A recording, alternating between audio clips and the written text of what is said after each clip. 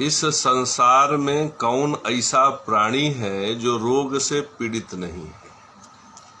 रोग घर घर की समस्या है, हर किसी की समस्या है।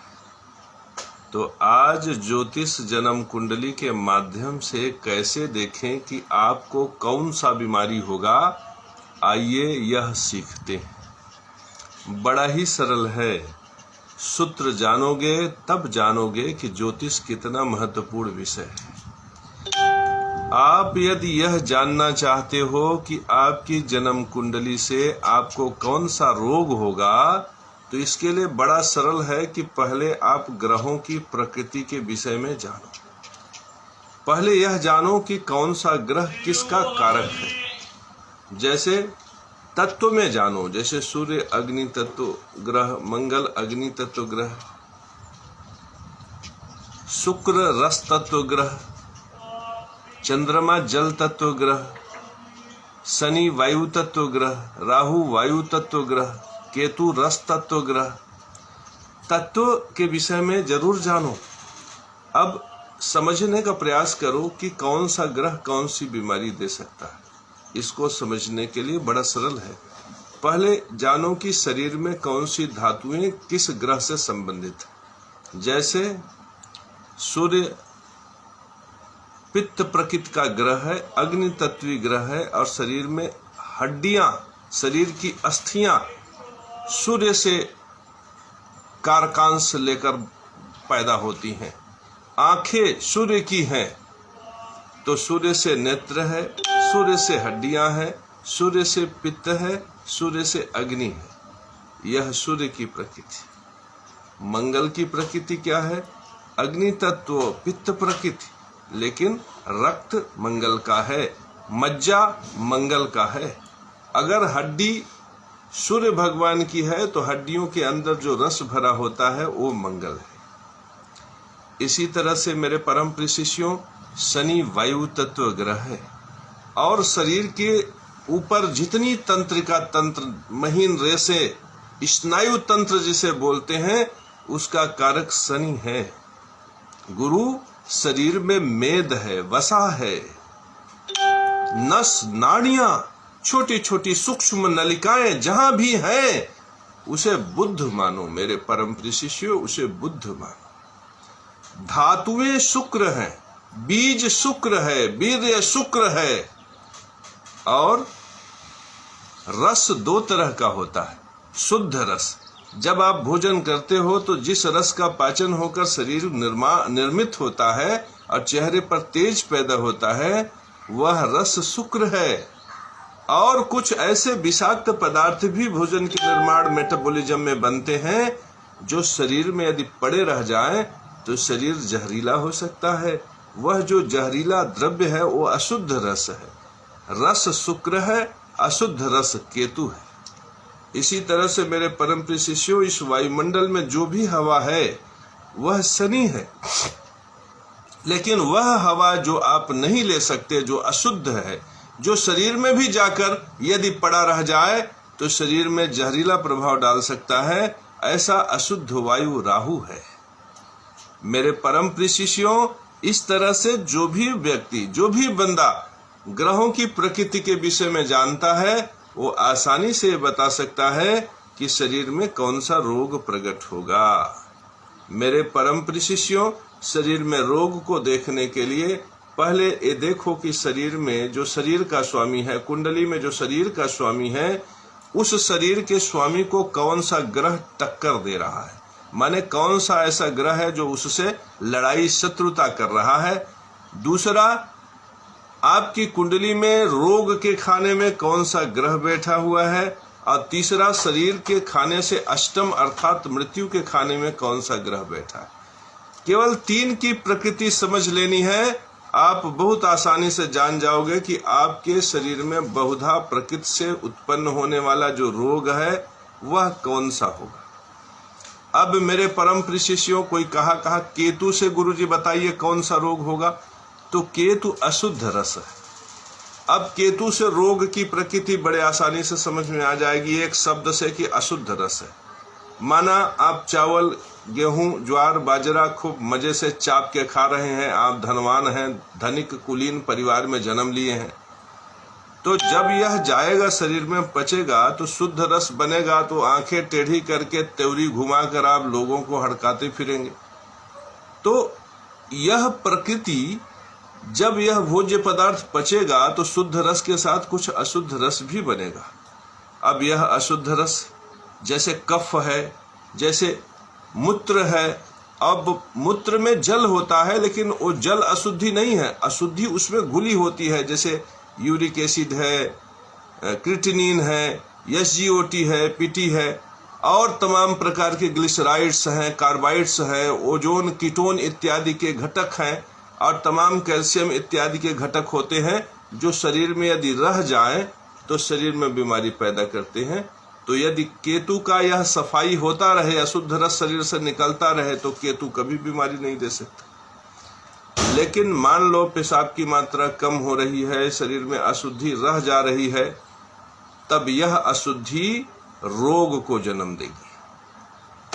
अब यह अशुद्धि कौन से रोग को जन्म देगी, यह भी प्रकृति को समझना होगा। अब जैसे केतु का टक्कर बुध से हो या फिर केतु बुध के साथ हो, अब बुध नस नाड़ियां हैं तो दांत है, जैसे बुध का प्रभाव दांत पे होता है, कंठ पे होता है, नस नाड़ियों पर होता है और थोड़ा बहुत बुध का प्रभाव चर्म इत्यादि पर भी होता है, यद्यप चर्म पर ज्यादा प्रभाव शुक्र का होता है। तो यदि केतु बुध के साथ होगा तो केतु की सर्वाधिक अशुद्धि बुध के प्रकृति में होगी। जैसे सबसे ज्यादा नलिकाएं कहाँ होती हैं? किडनी में होती हैं।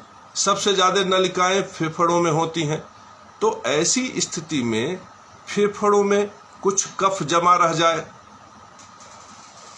नलिकाओं में कुछ अशुद्धियां आ जाए, किडनी में स्टोन इत्यादि जमा हो जाए, किडनी की बीमारी हो जाए, नस नाड़ियों में कहीं अवरोध पैदा हो जाए, इस प्रकार की प्रकृति होगी यदि केतु बुध के साथ होगा। इसमें भयंकर भयंकर व्याधियां पैदा हो सकती हैं, दांत में दर्द हो सकता है, तकलीफ हो सकता है, कंठ में ट्यूमर इत्यादि की स्थिति बन सकती है, गुर्दे के अंदर घाव हो सकता है, रोग हो सकता है, फोड़े इत्यादि बन सकते हैं, नस नाड़ियों में विक्षोभ पैदा हो सकता है, शरीर में नसों में खिंचाव हो सकता है, साइटिका हो सकता है, बतास हो सकता है। माने बुध का केतु के साथ यदि योग होता है तो ऐसी परिस्थितियां बड़े आसानी से निर्मित हो सकती। अब मेरे परम प्रिय शिष्यों, जैसे गुरु है, गुरु किस धातु का कारक है? शरीर में वसा का। वसा माने फैट, माने मोटाई। अब अगर गुरु और केतु एक साथ हो जाए, गुरु केतु एक साथ हो जाए तो आपके वसा में अशुद्धि आ जाएगी। वसीय अशुद्धि की वजह से जो बीमारियां पैदा होनी है वो पैदा हो जाएंगी, जैसे मोटापा हो जाए या फिर जैसे लीवर में फैट जमा हो जाए, जैसे नस नाड़ियों में कोलेस्ट्रॉल जमा हो जाए। अब यदि इस तरह की समस्याएं आपको साथ पैदा होती हैं तो आप मोटापा में, सुन्नता में, आलस्य में, हाई बीपी में, कमर दर्द में, शरीर के अत्यधिक भार में, भार की वजह से होने वाले घुटने और कमर के दर्द में आप जा सकते हैं, ग्रसित हो सकते हैं। तो गुरु के साथ अगर केतु अपना प्रभाव दिखाएगा तो जो अशुद्ध रस का प्रभाव है वो कहां पे दिखेगा? वसा पे दिखेगा। अब ऐसी ही प्रभाव में अगर शनि के साथ केतु दिखे तो केतु की अशुद्धियां स्नायु तंत्र को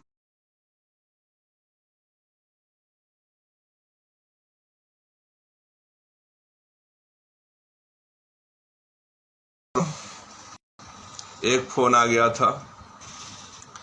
इस तरह से केतु की अशुद्धियां यदि शनि के साथ हो, शनि केतु का प्रभाव हो या केतु शनि का टक्कर हो या लग्ने शनि हो और केतु से पीड़ित कर रहा हो, लग्न में शनि हो, खष्टम में केतु, अष्टम में केतु हो, तो केतु शनि को प्रभावित करेगा।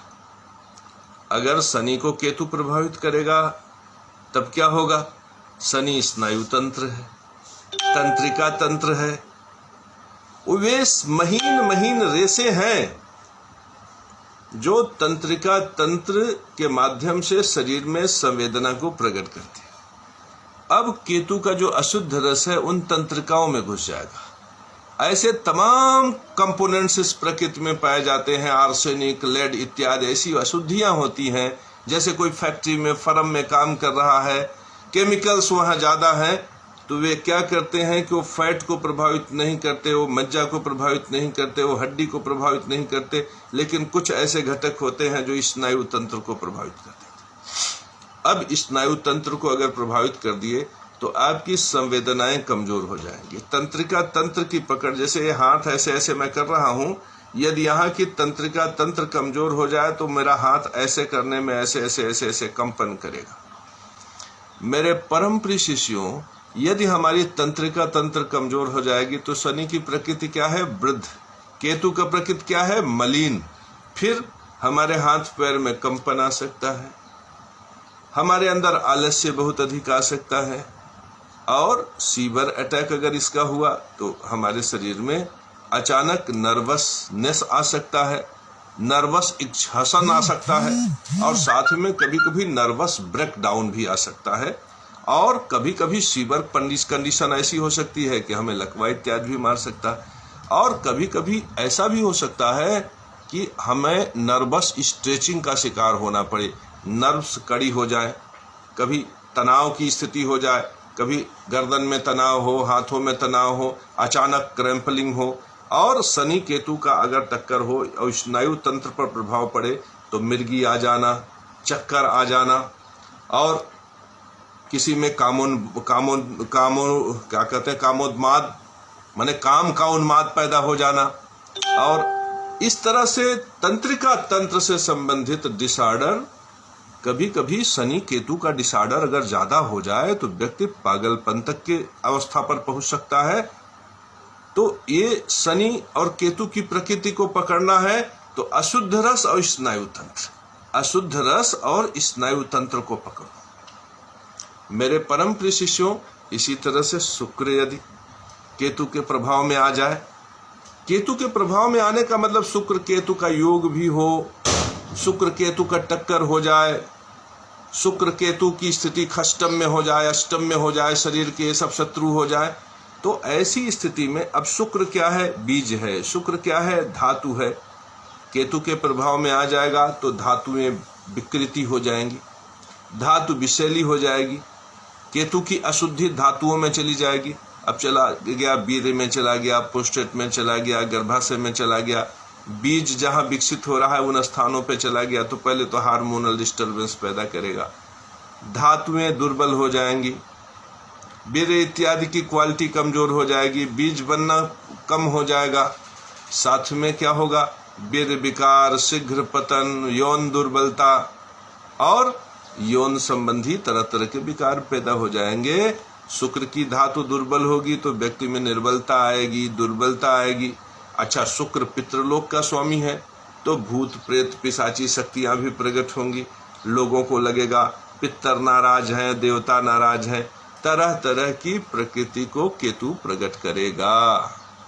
मेरे परम प्रिय शिष्यों, इस तरह से आपने देखा कि केतु जब अशुद्ध रस है तो अशुद्ध रस शरीर में नहीं होना चाहिए। इसीलिए मैं कहता हूँ मेरे परम शिष्यों से कि समय से शौच क्रिया पूर्ण करो। जैसे जो लोग लेट्रिन और पेशाब रोक के रखते हैं, तो जितने समय तक रोकते हैं उतने समय में तमाम अशुद्धियाँ शरीर में अब्जॉर्ब हो जाती, शरीर में अपना स्थान बना लेती हैं। इसलिए शौच क्रिया समय से करें। प्रयास करें कि व्यक्ति को शौच जाना है तो सुबह भी जाए, शाम भी जाए, और यह भी देखें कि पेशाब बहुत ज़्यादा न हो और पेशाब बहुत कम न हो। और मैं तो सभी से कहता हूं कि अगर कोई व्यक्ति 40 साल से ऊपर हो गया तो ऐसे व्यक्ति को पुनर्नवा, गोखरू और हरण का सेवन करना ही करना चाहिए। पुनर्नवा तो इस संसार के लिए अमृत है। गदर पुन्ना को यदि हम अमृत कहें तो अमृत से कम नहीं। पुनर्नवा क्या काम करता है कि शरीर के सभी अंगों की एक बार सफाई कर देता है। लीवर में, 40 साल का लीवर हो गया आपका, तो उसमें जरूर कुछ न कुछ पित्त इत्यादि की अशुद्धियां भर जाएंगी। तमाम उसमें हिपैटिक सेल्स ऐसे होंगे जो मरने के कगार में आ जाएंगे। तो पुनर्नवा क्या काम करता है? लीवर की सफाई करता है। पुनर्नवा ही इसका नाम है, जो सब फिर से नवा कर दे। तो अगर कभी भी व्यक्ति को लीवर इत्यादि में दिक्कत हो तो गदर पुन्ना का जड़ इत्यादि लेकर या गदर पुन्ना का चूर्ण, पुनर्नवा का चूर्ण इत्यादि ले आकर सेवन कर ले 2-4 महीने, 1 महीने, 1.25 महीने, तो शरीर एक बार फिर नवा हो जाता। और अगर चूर्ण ना खा सके तो पुनर्नवा मंडूर, पुनर्नवा बटी और पुनर्नवा आसव, इस तरह से तरह तरह की औषधियां पुनर्नवा की जो है मार्केट में रहती हैं, जिनको लेकर वह उसका उपयोग कर सकते हैं। इसी तरह से जो गोखरू है, यह पेशाब की मात्रा को बढ़ाकर किडनी की कोशिकाओं को फिर से नवा कर देता है। तो गोखरू का भी सेवन करने से केतु का दुष्प्रभाव समाप्त होता है। गोछुराद चूर्ण, गोछुराद बटी, गोछुराद गुगुल, इस तरह की बहुत सी औषधियां होती हैं जो 45 साल 55 साल की अवस्था में बहुत उपयोगी हो जाती। मेरे परम प्रिय शिष्यों, ये 3 औषधियां ऐसी हैं जो केतु के दुष्प्रभाव को समाप्त कर देती हैं। एक हरड़, दूसरा गोछुराद गोखरू, गोछुराद चूर्ण ले लीजिए, गोखरू, और तीसरा पुनर्नवा। ये शरीर की अशुद्धियों को कहीं से भी खोज के निकाल के पेशाब के रास्ते बाहर कर देती। और हरड़ी को तो माता माना गया है मेरे परम प्रिय शिष्यों। हरड़ कभी भी पेट में जाकर कुपीती नहीं होती। वृद्ध हो, जवान हो, हर किसी को हरड़ का सेवन करना चाहिए। हरड़ को देसी घी में यदि फुला लिया जाए, उसे सेक लिया जाए, तो हरड़ के अंदर जो भी विषाक्तता होती है वो पूरी तरह से नष्ट हो जाती। वैसे तो हरड़ में कुछ भी विषाक्तता होती ही नहीं। श्रुति और बड़े बड़े जो धन्वंतरी के काव्य हैं उसमें हरड़ के विषय में इतनी बड़ी बड़ी विशेषता लिखी गई है कि यदि व्यक्ति एक हरड़ का सेवन नित्य करे तो 150 साल तक जिए। क्यों? हरड़ ऐसा है जो मल की भी शुद्धि करता है और पेशाब की भी शुद्धि करता है। आप कभी हरित की चूर्ण खा के देखें, हरड़ खा के देखें, तो उससे पेशाब थोड़ा ज्यादा होने लगेगा और आपके शरीर की सफाई हो जाएगी। और दूसरे कारणों से यदि पेशाब ज्यादा होता है तो शरीर में कैल्शियम इत्यादि के कंपोनेंट्स कभी अंग्रेजी दवाओं से घट जाते हैं, लेकिन हरड़ी से जो पेशाब होता है उसमें पेशाब से शरीर की सफाई भी हो जाती है और शरीर में किसी भी प्रकार के कंपोनेंट्स में कोई कमी नहीं आती। तो मेरे परम प्रिय शिष्यों, पुनर्नवा और गोखरू इत्यादि का सेवन तो आप वैद्यों के सलाह से करें, लेकिन हरड़ का सेवन आप सदा कर सकते हैं। हरड़ी माता है। जब माता न हो और आप इस शरीर की सुरक्षा करना चाहते हो, शरीर की सुरक्षा करना चाहते हो, तो अपने पास हरड़ जरूर रखो, वो भी घी से सेकी हुई हरड़। एक हरड़ मुंह में डाल लो।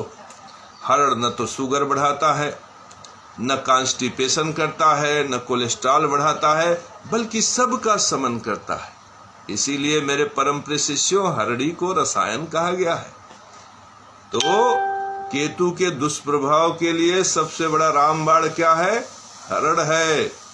शरीर में न तो अशुद्ध पदार्थ इकट्ठा होने देगा और न ही केतु का दुष्प्रभाव आपके सामने प्रकट होगा। मेरे परम प्रिय शिष्यों, इसी तरह से केतु जब अशुद्ध रस है तो स्वभाव में भी अशुद्ध रस पैदा करता है। अशुद्ध रस क्या है? जैसे भोजन में आपका अभिरुचि होना पितृयज्ञ है, लेकिन केतु अगर ज्यादा प्रभावशाली शरीर पर रहेगा तो आपको मीट मांस खाने की तरफ प्रेरित करेगा। अशुद्ध अभक्ष भक्षण में केतु अगर शरीर पर प्रभाव दे रहा है तो चाट, चटकोरा, पनीर चिल्ली और तरह तरह के ऐसे व्यंजन जिसमें बहुत अशुद्धियां होती हैं, टेस्ट के लिए इन्हेंसर्स डाले जाते हैं, ऐसे अशुद्धियों को प्रमोट करने वाले पदार्थ को खाने का खूब मन करेगा। पता चला 2 महीना लगातार पनीर चिल्ली खाए और तीसरे महीने में गैस्ट्रोलॉजिस्ट के पास जाना पड़ गया। तो मेरे परम प्रिय शिष्यों, केतु के प्रकृति से भी बचो। रस माने आनंद, स्त्री, भोग, विलासिता, ये सब रस के साधन है। तो जब केतु आ जाएगा शुक्र के साथ, तब आपको कहेगा चलो वेश्या के साथ गमन कर लेते, चलो फला स्त्री बड़ी सुंदर है उसके साथ सो जाते हैं। तो इस तरह के जो अशुद्ध आचरण आपके शरीर में पैदा होगा, वो भी कभी न कभी उसका जहरीला प्रभाव आपके जीवन पर प्रकट होगा। बहुत से लोग सोचते हैं मजा ले लिया, मजा आ गया, इसका जहरीला प्रभाव कुछ नहीं है। जो ये बाबा बीबी कहते हैं सब बेकार की बातें हैं। जिंदगी है 4 दिन की, मजा ले लीजिए, फिर कहाँ मिलने वाली। तो मेरे परम प्रिय शिष्यों, गंगू तेली का लड़का बड़ा होनहार था, उसके अंदर कोई कमी नहीं थी, लेकिन वो सुरती खाता था। सुरती, छोटा सा नशा सुरती। अब सुरती भी तो अशुद्ध रस है।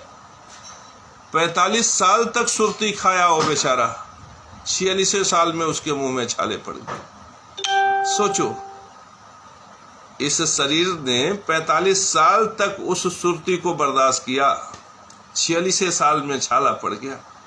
तो इसलिए पराई स्त्री की तरफ नजर उठाने से पहले समझ लीजिएगा कि ये 46वां साल बड़ा खतरनाक है। कहीं आपकी जिंदगी में आ गया तो आपको तहस नहस कर देगा। इसलिए मेरे परम प्रिय शिष्यों, केतु को किनारे करके शुक्र को प्रमोट करो। इसी तरह से राहु का अशुद्ध वायु क्या है कि पता चला कि कल्पना करने लगे कि वो फला स्त्री बड़ी सुंदर है, उसके गाल बड़े सुंदर हैं, आंख बड़े सुंदर है, नाक बड़े सुंदर हैं, कान बड़े सुंदर। काश मिल जाती तो उसके साथ जर्मनी चले जाते, पेरिस चले जाते, लंदन घूम आते, खूब आनंद आता, खूब मजा आता। अब पता चला यह करते करते रोज यही करना शुरू कर दिए। रोज रात को सपने में देख रहे हैं, रोज तरह तरह की विकृति मन में पैदा हो रही है, हस्त मैथुन इत्यादि के लक्षण पैदा हो गए। अब राहु के अशुद्ध वायु का प्रभाव, राहु मन पर प्रभाव डालता है और केतु सीधे शरीर पर प्रभाव डालता है। तो मेरे परम प्रिय शिष्यों, रोग को समझना है तो बड़ा सरल है, उसके प्रकृति को समझो। यदि तुम चाहते हो कि संसार के श्रेष्ठ ज्योतिषाचार्य तुम बनो, तो तुम इन तरीकों को आजमाओ जो मैं बता रहा हूं, क्योंकि ज्ञान विशिष्ट है। ज्ञानी आदमी को किसी के सामने हाथ फैलाना नहीं पड़ता, संसार उसकी तरफ भागता है। ज्ञानी व्यक्ति के लिए व्यवहारिकता सूत्र नहीं है। व्यवहारिकता का सूत्र किराने के दुकानदार के लिए। किराने का दुकानदार अगर किसी से अव्यवहारिकता से पेश आएगा तो उसका दुकान खाली हो जाएगा। और मेरे जैसा ज्ञानी व्यक्ति जब किसी से नहीं मिलता, मूछे पे ताव देकर किसी से नहीं मिलता, तो उसकी फीस बढ़ जाती। बंद कमरे में रहने से हमारी वैल्यू बढ़ती है, क्योंकि हम ज्ञानी। और किराने का दुकान वाला अगर ऐसा करेगा तो दुकान टूट जाएगा। तो मेरे परम प्रिय शिष्यों, मेरी इस क्वालिटी से आप मत सीखना कि बंद कमरे में बैठ जाओ। बंद कमरे में बैठना है तो ज्ञानी बनो। देखो, एक विद्वान डॉक्टर जो नाड़ी देखते ही जान जाता है कि रोग क्या है, फिर वो कितना भी अव्यवहारी है, उसके पीछे लाइनें लग जाती हैं, लाइनें लग जाती हैं। बहुत से लोग ऐसे हैं जो कहते हैं कि बाबा तो 500 रुपया लेता है तो पाखंडी है, फ्रॉड है। और कुछ दिन में बेचारों को मुसीबत में आते हैं तो सोचते हैं कि चलो यार पाखंडी सही, देख लेते हैं हमारे विषय में क्या बताता है। 500 रुपया, चलो रेस्टोरेंट में एक दिन नहीं ही गए, इस तरह से कंप्रोमाइज कर लेते हैं। और होना भी चाहिए। जब ज्ञान की महत्व समाज में स्थापित होती है, तभी एक सुंदर समाज का निर्माण होता है, और तभी भव्य लक्ष्मी नारायण भगवान का मंदिर बनता है, तभी लक्ष्मी नरसिंह भगवान का बढ़िया मंदिर बन जाता है, तभी केशव महादेव मंदिर प्रतिष्ठित होता है, और संसार के लिए एक चेतना जागृत करता है कि सत्य का मार्ग हो तो इस तरह का हो, धर्म का मार्ग हो तो इस तरह का हो। याद रखना, कर्म का लोप होने पर भी पाप लगता है, धर्म का लोप होने पर भी पाप लगता है, और चित्र वृत्ति में निरोध भी इस तरह से हो कि यदि समाज के लिए हानिकारक है तो उसमें भी पाप लगता है। तो मेरे परम प्रिय शिष्यों, आज मैं इतना ही। फिर किसी दिन गुरु को, सूर्य को, जैसे सूर्य भगवान नेत्र के कारक हैं, अस्थि के कारक हैं, तो कैसे किन प्रकृति में रोग पैदा कर सकते हैं, इस विषय पर भी चर्चा करूंगा। ज्योतिष अनंत अनंत अथाह सागर है, इसके विषय में जितना प्रवचन हो कम है। आज आवश्यकता है प्रवचन की इन विषयों पर। राम और कृष्ण की कहानी तो घर घर में पता है। रामायण और महाभारत में क्या लिखा है सब जानते हैं। उन कहानियों से ज्यादा महत्वपूर्ण यह है कि व्यक्ति को पता चले कि भाग्य स्थान का संबंध ज्ञान और शरीर से है। यदि धर्म करोगे तभी आयु मिलेगा, शरीर मिलेगा, सुंदर शरीर मिलेगा। यदि विद्वान बनोगे तभी शरीर की शोभा बढ़ेगी, नहीं तो शरीर की शोभा नहीं बढ़ेगी। इस सूत्र की आवश्यकता है। इस सूत्र की आवश्यकता है समाज को कि मंत्रणा की शक्ति उत्तम होगी तो उत्तम राज्य का निर्माण होगा और उत्तम धन प्राप्त होगा। यदि तुम्हारे वाणी में मंतव्यता नहीं है, मंत्रणा की शक्ति नहीं है, तो तुम एक राज्य खड़ा नहीं कर सकते। मेरे परम प्रिय शिष्यों, आज आवश्यकता है समाज को बताने की कि मेरा ज्योतिष का सूत्र कहता है कि पराक्रम करने की क्षमता होगी, लाभ प्राप्त करने की क्षमता होगी, तभी तुम्हें स्त्री का सुख मिलेगा, नहीं तो नहीं मिलेगा। आज सैकड़ों बेकार बेरोजगार टाइप के लड़के अक्सर मैसेंजर पर आ के फला लड़की से प्रेम संबंध के लिए गुरुजी वशीकरण कर दीजिए, फला को मैं चाहता हूं उसके लिए वशीकरण कर दीजिए, फला को मेरी तरफ आकर्षित कर दीजिए, फला प्रेमिका मेरी भाग गई उसको मिला दीजिए।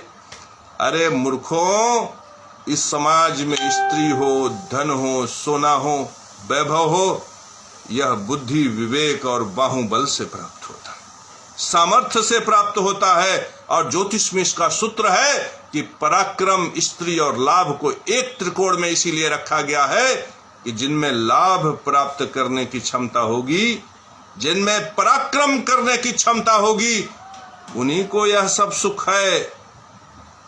आलसी को, पराक्रम से हीन व्यक्ति को, निर्बल, दुर्बल, श्रीहीन, कांति जिनकी नष्ट हो गई हो, ऐसे लोगों के लिए इन प्रकार के सुख की कामना न करके ऐसे लोगों को श्री की साधना करनी चाहिए, भगवान नारायण के शरण में आ जाना चाहिए। बिल्कुल सुखासन लगाकर ओम नमो नारायणाय सर्वलोकानां मम वश्यम कुरु कुरु स्वाहा, जो मेरा गुरु मंत्र है उस मंत्र से स्वाध्याय करना चाहिए। फिर देखो सूक्ष्म से विराट प्रकट हो जाएगा, प्रतिकर्षण से आकर्षण पैदा हो जाएगा, वियोग में राग पैदा हो जाएगा, पराये में अपने दिखने लगेंगे, वसुधैव कुटुंबकम का सूत्र प्रकट हो जाएगा। मेरे परम प्रिय शिष्यों, तो आओ मेरे साथ जुड़ो मुझसे जुड़ने से निश्चित तुम्हारा कल्याण होगा।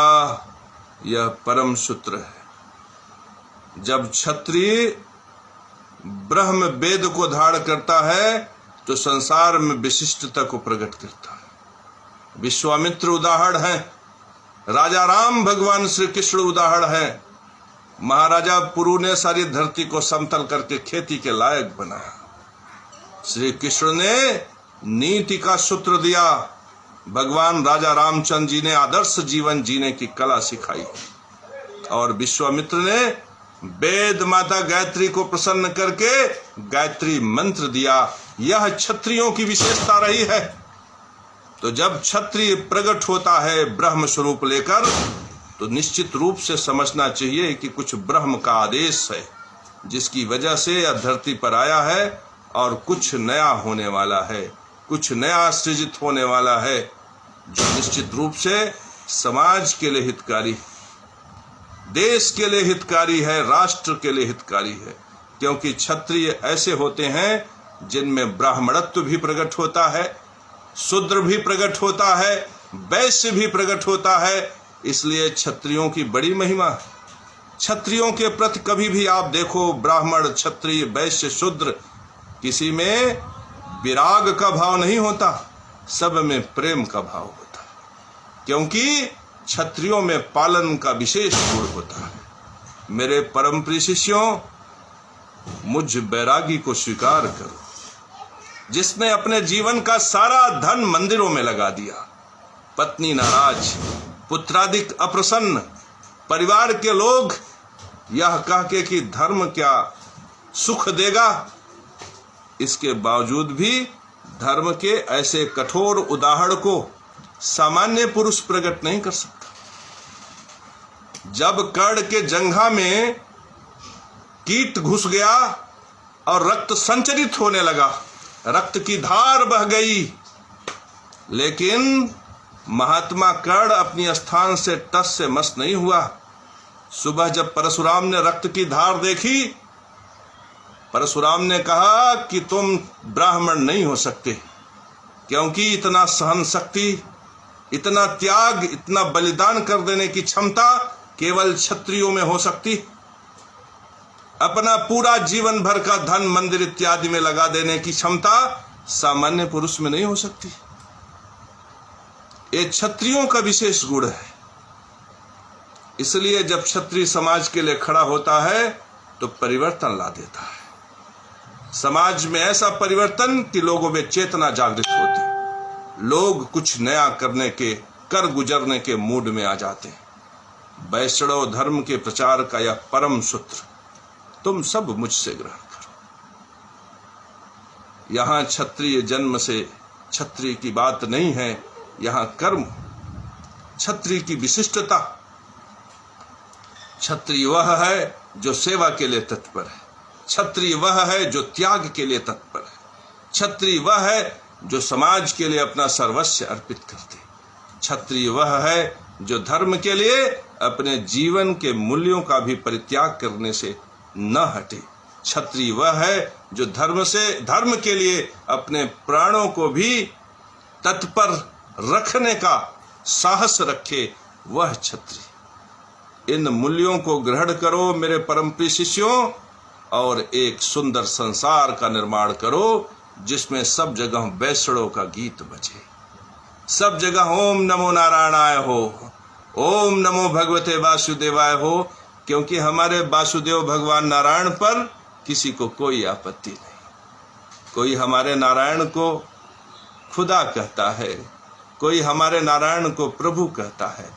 हमारे नारायण को लेकर किसी के मन में कोई बैर नहीं। और मैं चाहता हूं कि हिंदुस्तान के जर्रे से उठ खड़ा हो यह सूत्र मंत्र का, सप्तद्वीपों में, सारी धरती में ओम नमो नारायणाय हो। अमेरिका, इंग्लैंड, ऑस्ट्रेलिया, कोई ऐसा देश, कोई ऐसा राष्ट्र न बचे जहां पे ओम नमो नारायणाय का स्वर न गूंजे। और वो दिन दूर नहीं, मेरे इन आंखों में देखिए एक गजब का विश्वास है।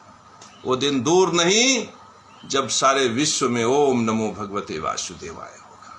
हर कोई अपने नारायण के सन्मुख खड़ा, हर कोई नारायण का गीत गाएगा। जय श्री नारायण, नमो नारायण, विश्वमूर्तये नमः। मेरे परम प्रिय शिष्यों, आज इतना ही। फिर उपस्थित होंगे तो कुछ नया गीत संगीत, कुछ नई चीज। जय श्री राम, जय श्री राम। नमो भगवते वासुदेवाय। ओम नमो नारायणाय सर्वलोकानां। हरि ओम नमो भगवते श्री नारायण, नमो नारायण विश्वमूर्तये नमः। जय श्री राम, जय श्री राम, जय श्री राम, जय श्री राम।